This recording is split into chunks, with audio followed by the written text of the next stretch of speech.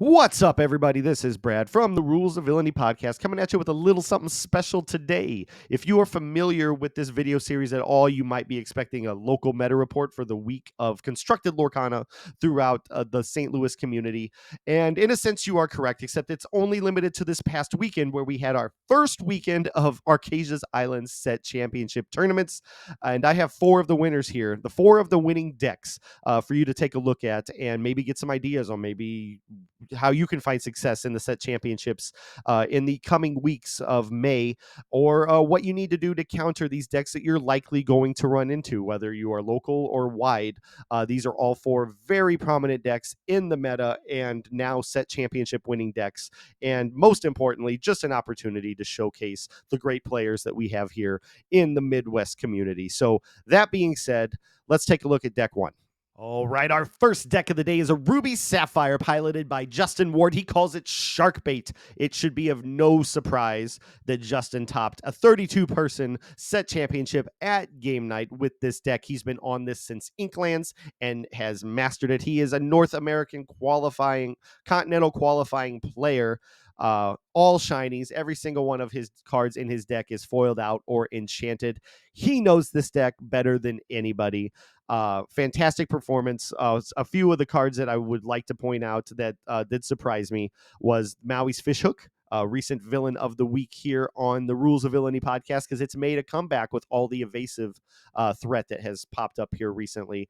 But he will also tell you, I think, the one card that he is very happy with right now is the Donald Duck focused Flatfoot for that little bit of extra ramp that you can play early on to get you back in or get you up to your higher cost cards a lot quicker, depending on the matchup, what you need. If you need that, be prepared a little bit sooner or whatnot. You're not establishing the biggest board to lose to a be prepared.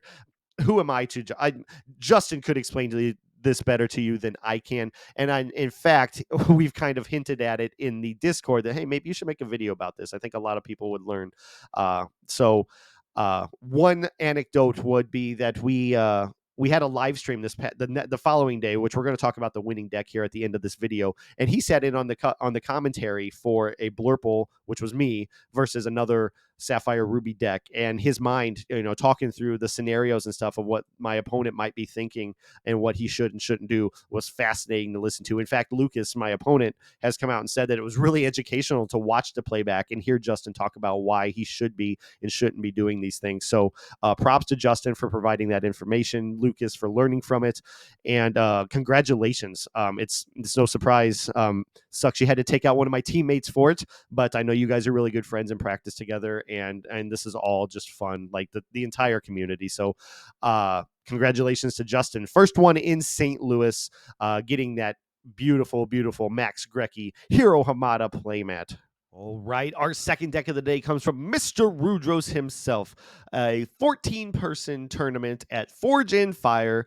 Ruby Amethyst takes it all, only dropping one game on the day, he tells me. I'm not going to spend a whole lot of time on his deck, though it deserves all the praise, simply because I'm going to link in the description below a link to his video where he breaks down all of his matchups and everything that he saw that day, and who else better to explain the deck than the player himself. Mega congratulations to him. Nothing has changed in the previous weeks that we've seen him on this report, and it didn't need to. Clearly, he knows how to pilot Ruby Amethyst and does it well. So congratulations to him. Go check out his video if you want a full breakdown on how this deck worked for him. All right, moving on to the third Saturday tournament at Manicore Game Shop, 8-person tournament.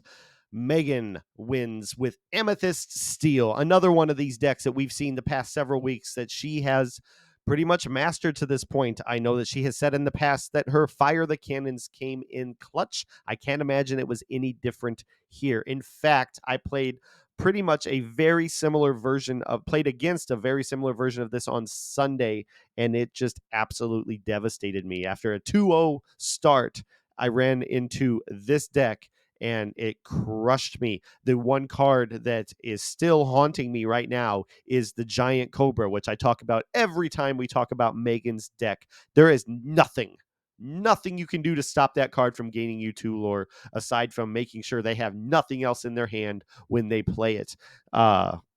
Absolutely fantastic job by her. Really proud of her. The We've talked about this deck quite a bit. You have probably seen it quite a bit. It's been prevalent in the meta since the beginning of the set. There's been hyper aggro versions of it, and this is more of a control based one. But with all the draw, all the instant lore, perfect deck, perfect performance by Megan. I know that she played a Blurple, she played a Ruby Amethyst Evasive, and then she played a high roll hey hey that one of the local kids was running. That's again, mad props to him for doing it. Hopefully that deck works out. It looks like it's only going to get better after the big Ravensburger announcements this week. So yeah, congratulations to Megan. Let's move on to the last one. And that deck comes to you from Ace at Grapes Games 39-person set championship, the biggest of the weekend. He ran Rage Quit, which is an Amethyst Emerald bird deck. He comes from his roots of Emerald Steel and moved on to the draw package of Amethyst and gave himself his own little personal aviary of all these birds just coming out and being a nuisance, whether they're evasive, whether they peek at your hand, whether they draw cards or from banish or you drawing. They're all doing something. Or you just got a big Iago to come out and slap you with a Peter Pan Shadow Finder on board. All the tools played expertly well. And if you want to watch that, we have it on our channel as a live stream from Rules of Villainy, time stamped to every individual match. And you can find that link in the description below if you don't want to go find it. Very fascinating to watch. Very happy that it went to Ace. He's been a long time local, him and his entire family, for Grapes Games for this last hurrah before they shut the doors for good. So it couldn't have gone to a better player, a better person, and so happy to see that.